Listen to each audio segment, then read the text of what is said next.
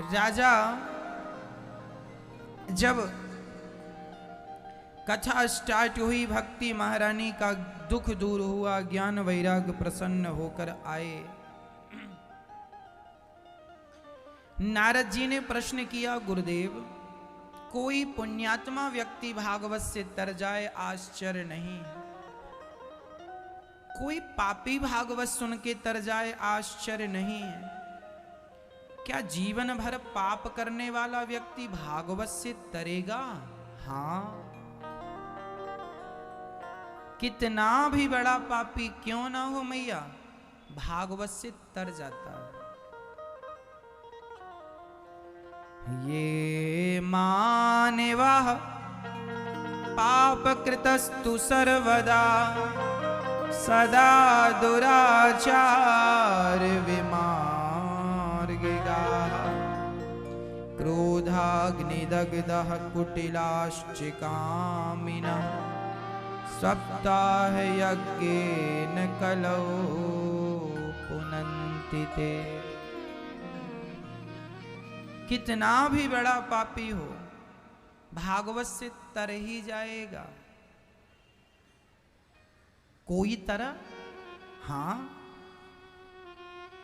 तुंगभद्रा तटे पूर्वम भूतपत्य नमुत्यमम यत्र वर्णः स्वधर्मेण सत्य सत्कर्म तत्परा।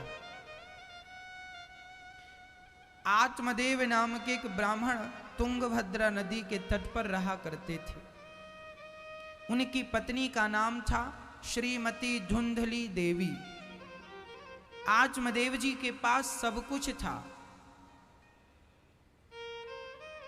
उनका नाम था, उनका यश था, उनकी कीर्ति थी, उनका पास पैसा था, सब था। आत्मदेव जी नाम के ब्राह्मण थे, उनके पास एक पुत्र की कमी थी, कोई संतान नहीं थी। विवाह को हुए वर्षों हो गए, कोई पुत्र नहीं। आत्मदेव जी दुखी रहने लगे कि मेरे घर संतान नहीं है, संतान नहीं। क्या बताएं मैया जी, ये भगवान की माया इतनी प्रबल है कि जो हमारे पास होता है हम उसे नहीं देखते, जो हमारे पास नहीं होता हम उसके पीछे भागते। एक मैया जी की 2 बेटियां थी, फिर भी वो दुखी रहा करती। हमसे बोली, महाराज हमारी 2 बेटियां हैं, हमें भगवान से शिकायत है। क्या शिकायत है?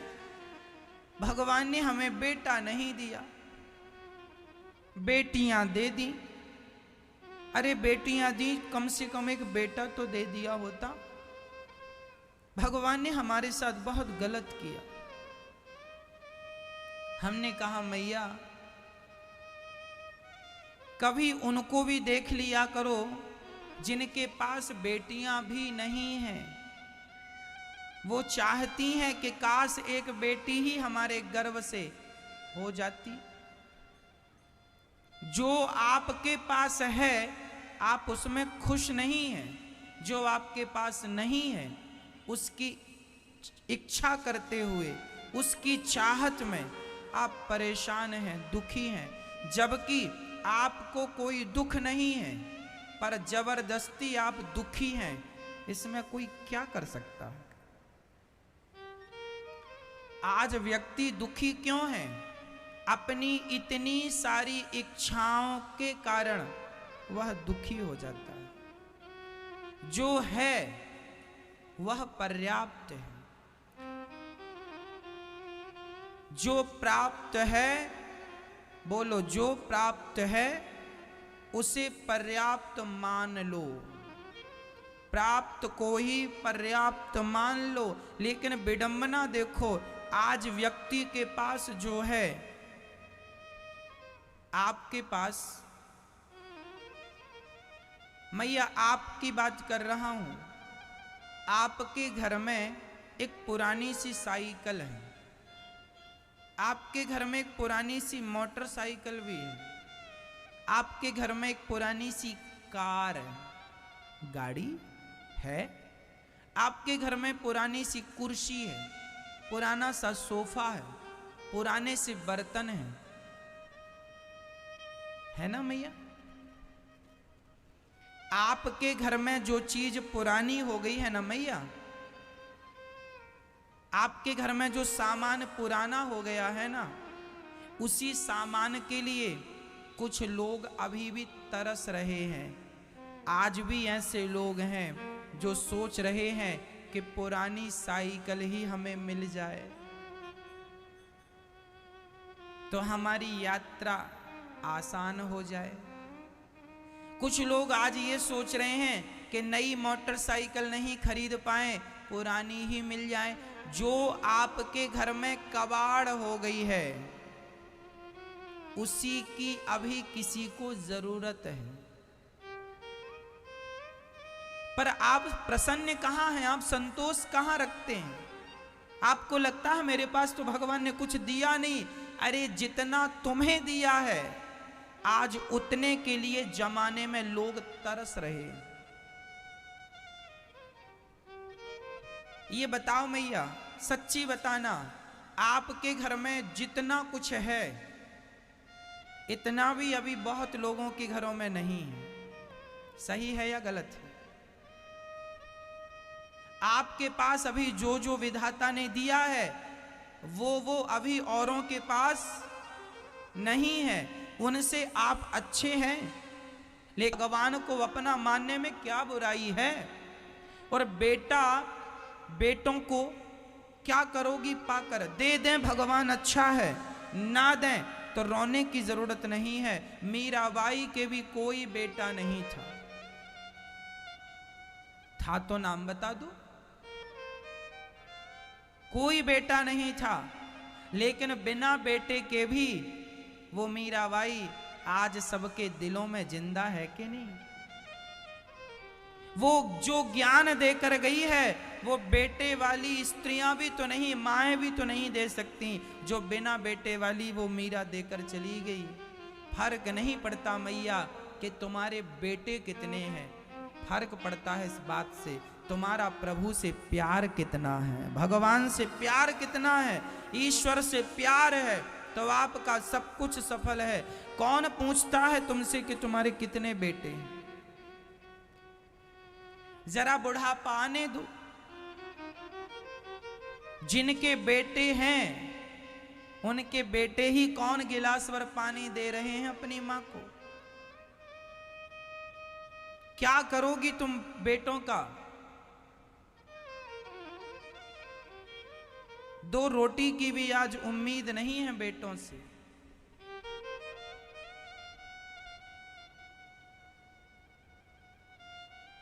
आज एक माँ गौरी गोपाल वृद्धाश्रम में माँ, जब मैं शरण दबाने गया तो आज एक माँ ने कहा कि मेरे बेटे ने मुझे ये कहकर निकाल दिया कि अपना मुंह मत दिखाना।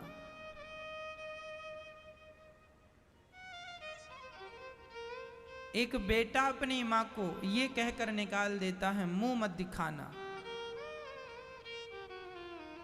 जो मुंह नहीं देखना चाहता वो गिलास भर पानी क्या देगा? जिन बेटों के लिए माँ रोती रही, मेरा बेटा मेरा बेटा, क्या मिला तुम्हें उन बेटों से?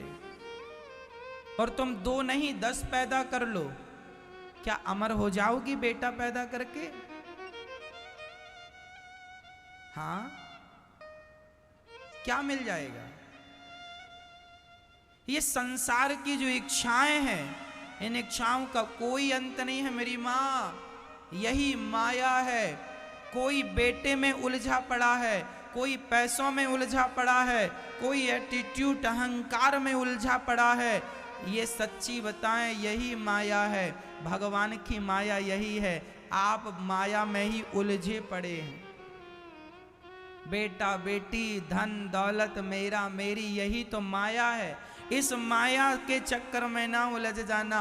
माया का पर्दा पड़ा है सब पर। इसलिए कहता हूँ, जरा पर्दे को झांक कर, पर्दे से झांक कर देखना, तुम्हें गोविंद का दर्शन होगा, भगवान का दर्शन होगा। माया में ना उलझे रहो। बेटा बेटी से भी आगे सोचो, भगवान का दर्शन होगा। क्या फायदा इसमें उलझे रहने से? भगवान तुम्हें बेटा दें, अच्छी बात है, स्वीकार करो। नहीं दे रहे हैं तो रोने की जरूरत नहीं है। ईश्वर की मर्जी के बिना पत्ता नहीं हिलता।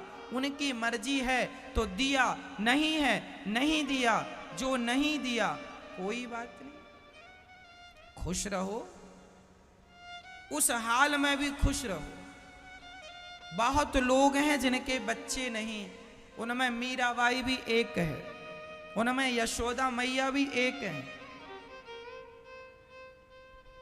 फिर स्वामी विवेकानंद जी भी उनमें एक हैं जिनके कोई बच्चा नहीं हुआ, संतान नहीं। तुलसीदास जी भी एक हैं, तुलसीदास जी के कोई बेटा हुआ? सूरदास जी भी एक हैं, क्या उनके बेटा हुआ? इन महान पुरुषों के कोई संतान नहीं हुई, लेकिन बिना संतान के इन लोगों ने अपने आप को अमर कर लिया है। भगवान से जो जुड़ जाएगा वो अमर हो जाएगा। और संसार से ही तुम आशा रखो, इच्छा रखो, कुछ नहीं मिलने वाला।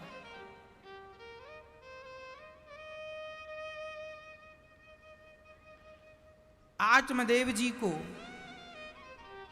पुत्र ना होने से घर से वो निकल कर चले गए आत्महत्या करने के लिए। देखो जरा, कई बार अज्ञानवश लोग आत्महत्या कर लेते हैं, इच्छाएं पूरी नहीं होती, आत्महत्या कर लेते हैं। आजकल का आदमी इच्छाएं पूरी करता है। एक सज्जन ने बैंक से कर्जा ले लिया 15 लाख रुपए, चुका ना पाया, बैंक वाले मांगने लगे, उसने आत्महत्या कर ली। तो क्या यह समाधान है कि तुम आत्महत्या कर लो? क्या यह समाधान है?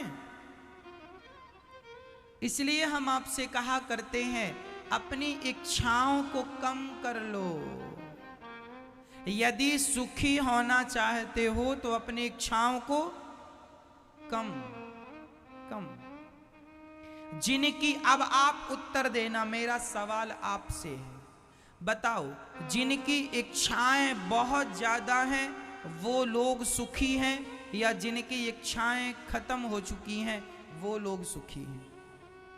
आप किसे सुखी मानते हैं? जो बहुत इच्छा रखता है वो, या जिसकी इच्छाएं शांत हो गई, समाप्त, वो? जवाब दो। जिनकी इच्छाएं खत्म हो गई वो ज्यादा सुखी है ना? जब मैं आपको कह दूं, लिखित में दे दूं, वेद पुराण का वाक्य है ये, इच्छाओं का जिस दिन अंत कर दोगे उस दिन अनंत परमात्मा की प्राप्ति हो जाएगी, अनंत आनंद की प्राप्ति होगी। और नहीं तो मरते रहना, इच्छाओं की गुलामी करते रहना।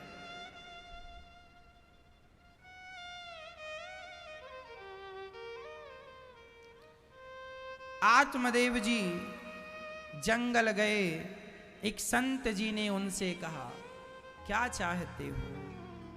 आत्मदेव जी ने कहा, धिक जीवितम प्रजाहीनम धिग्रहम च प्रजाविना।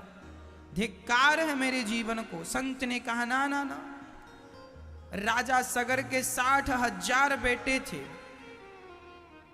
मैया आपके कितने बेटे हैं?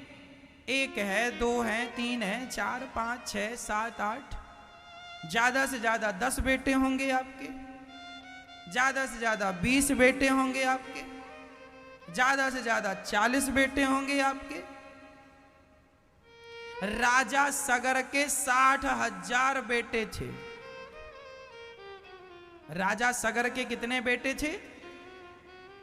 60,000 बेटे थे। 60,000 बेटों के होने पर भी राजा सगर को पुत्रों से सुख नहीं मिला।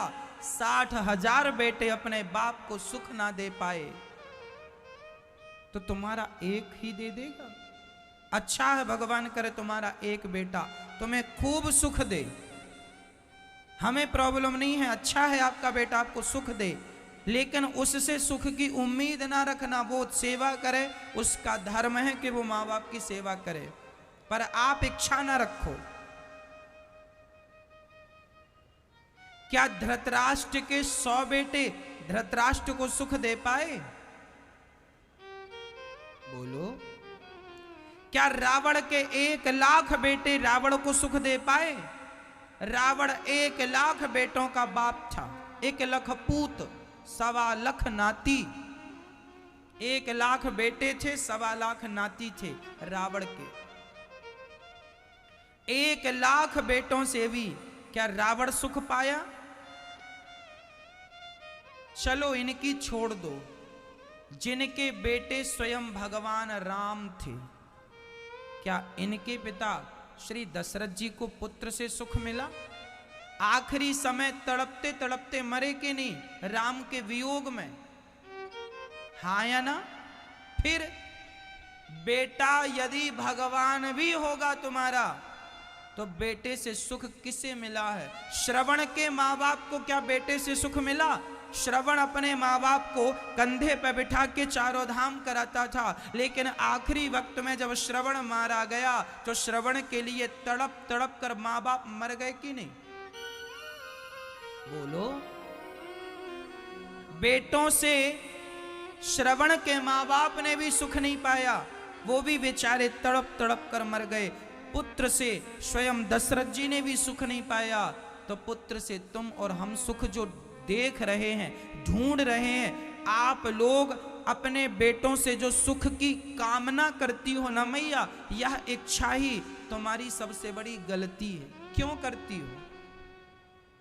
ना करो ना, भगवान से सुख की इच्छा रखो। जो इच्छाएं हैं भगवान से रखो।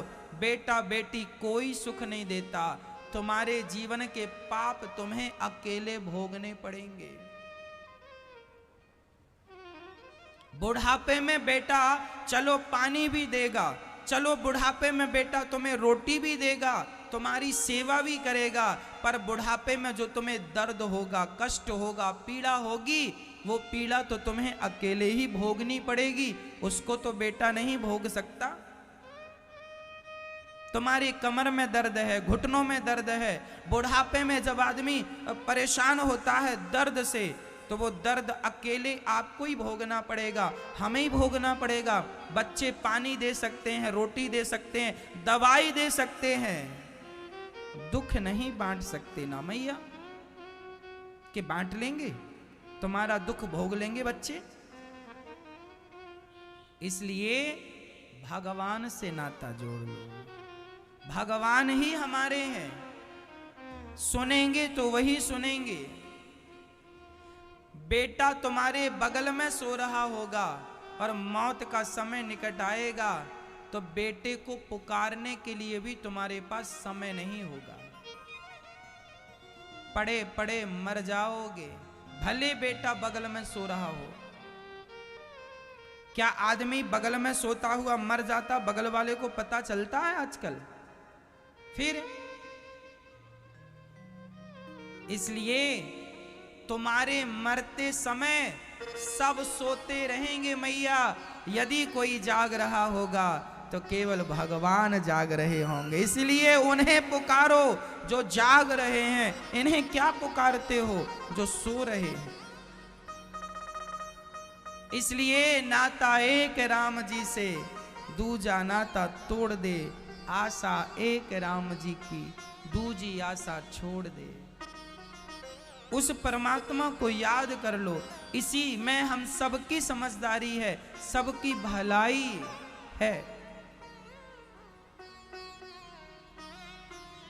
है ना मैया जी?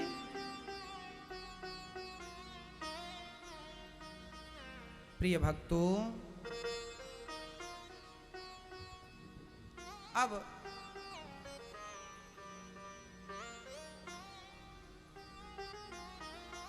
गौकर्ण जी संत जी ने फल दिया, जाओ पत्नी को फल खिलाना।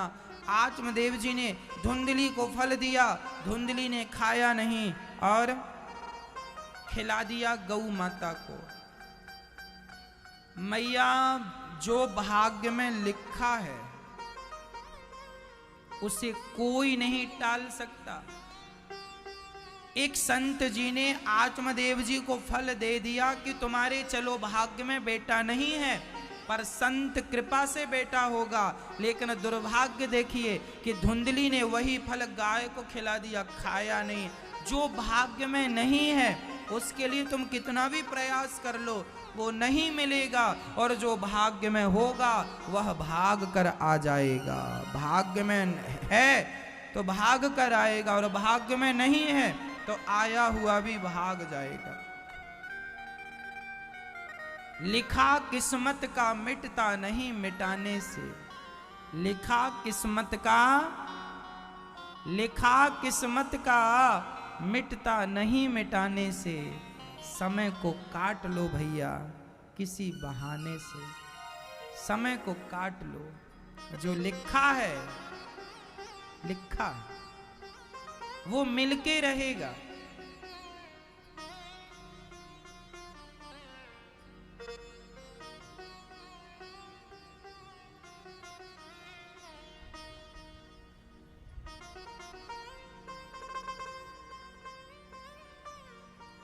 गाय को फल खिलाया, गाय को बच्चा हुआ, नाम गौकर्ण रखा। धुंधली के एक बच्चा धुंधली की बहन को हुआ, बहन से वो बच्चा ले लिया, उस बच्चे का नाम धुंधकारी रखा। बहन का बेटा पैसों से खरीद लिया ना धुंधली ने, उस बेटे को धुंधकारी नाम से पुकारा। धुंधकारी जब बड़ा हुआ अपनी माता को अपने पिता को मारता है लाठियों से।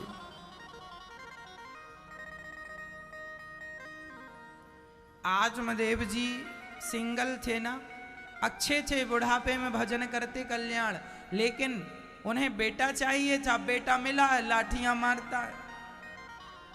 ईश्वर की मर्जी के खिलाफ जाओगे डंडे तो पड़ेंगे। इसलिए जो है मर्जी भगवान की उसमें रहो। रोने लगे आत्मदेव जी, तब गौकर्ण जी आए और गौकर्ण जी समझाए। देहे स्थिमांस रुधिरे विमतिं त्यजत्वं जाया सुतादिषु सदा ममतां विमुञ्च। पश्यानिशं जगदिदं क्षणभङ्गनिष्ठं वैराग्यरागरसिको भवभक्तिनिष्ठः।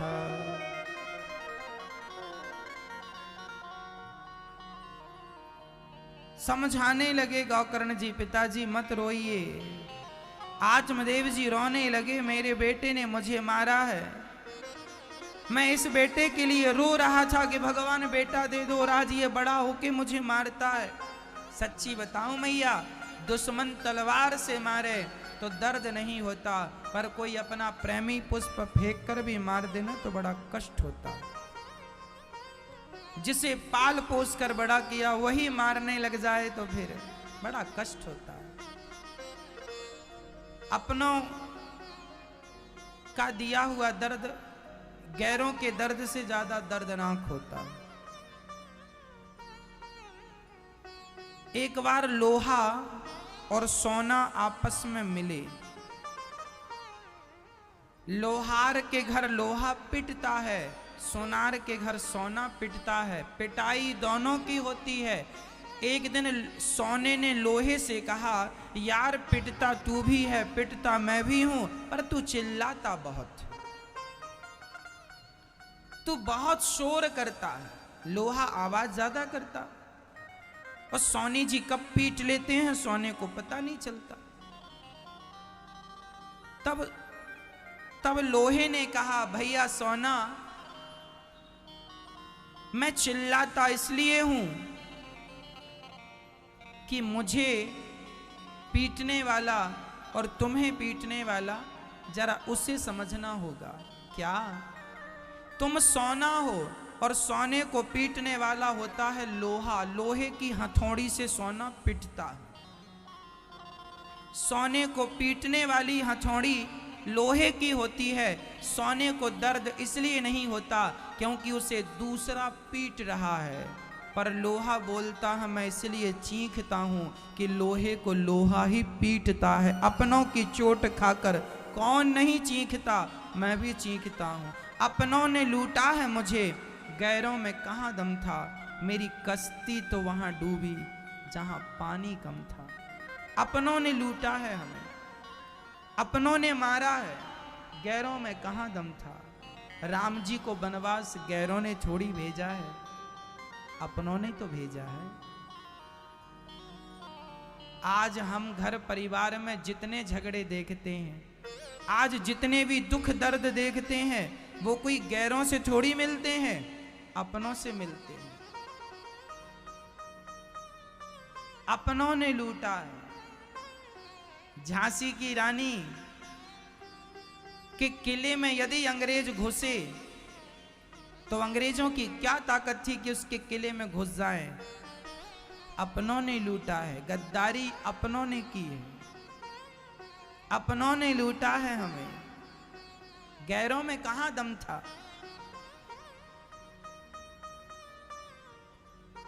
पोरस पंजाब के एक राजा का नाम पोरस था, भारतीय राजा है। सिकंदर को उसने पराजित कर दिया, लेकिन पोरस के सगे मामा ने विश्वासघात कर दिया। सिकंदर से हाथ मिला लिया और पोरस की मां को मार डाला, अपनी सगी बहन को मार डाला। पोरस की मां को उसके मामा ने, मतलब भाई ने, बहन को मार दिया, इसलिए भांजे को मार दिया, हाथ मिला लिया। अपनों ने लूटा है हमें, गैरों में कहां दम था। सिकंदर की क्या ताकत के भारत में घुस जाए। अपनों ने गद्दारी ना की होती तो कहां मजाल के भारत की तरफ कोई आंख उठाकर देखे। अपनों ने लूटा है मेरी मां, गैरों में कहां दम था।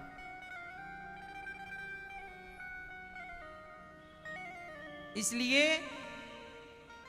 अपनों की चोट ज्यादा दर्दनाक होती है, ज्यादा खतरनाक होती है।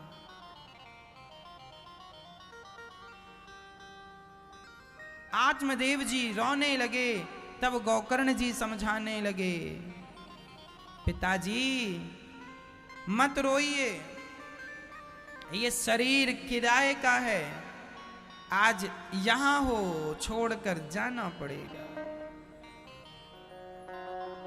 ये जिंदगी किराए की है।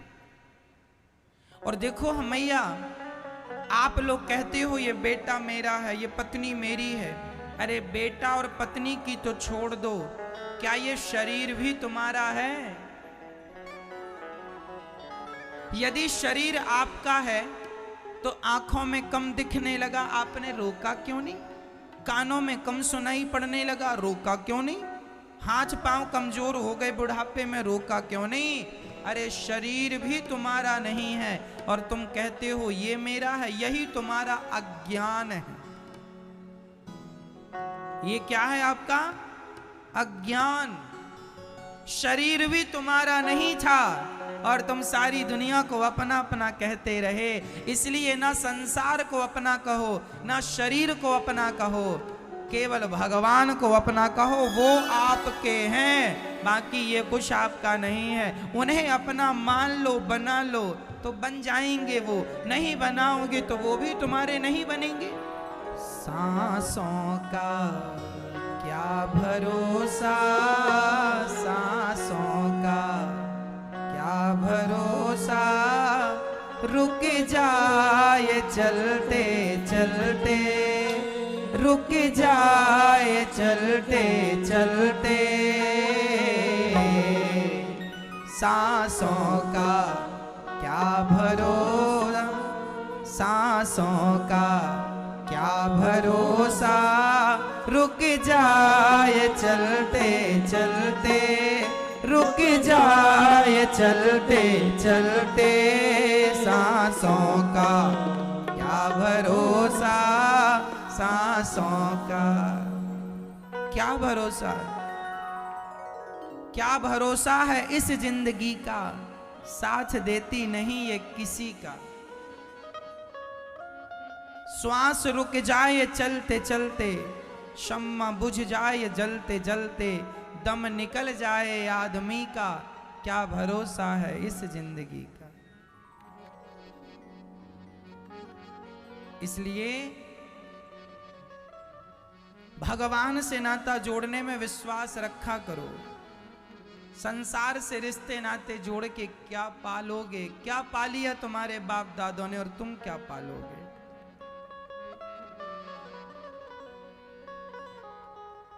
है ना?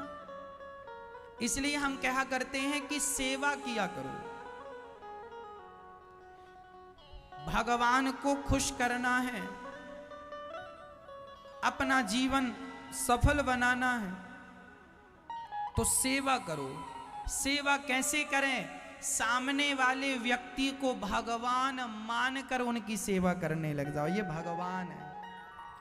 यहां गौरी गोपाल अन्न क्षेत्र जब चलता है ना भक्तों, तो यहां जितने भी साधु संत आते हैं, हम उन साधु संतों को भगवान मानकर उन्हें भोजन देते हैं कि ये भगवान है। जब हमारी भावना में वो भगवान है तो हमें भगवान को ही भोजन कराने का पुण्य मिलेगा, क्योंकि हमारी भावना जाकी रही भावना जैसी, प्रभु मूरत देखी तिन तैसी। इसलिए अन्न क्षेत्र यहां चलता है। आज माता रानी की तिथि में अष्टमी तिथि है, तो आज अष्टमी के दिन आज आप भारत में लगभग बहुत सारे लोगों की आज अष्टमी की पूजा होती है। देवी माँ की पूजा होती है, कुल देवी की पूजा होती है। तो आप भी आज पूजा करके ये संकल्प जरूर लीजिएगा कि गौरी गोपाल अन्न क्षेत्र में एक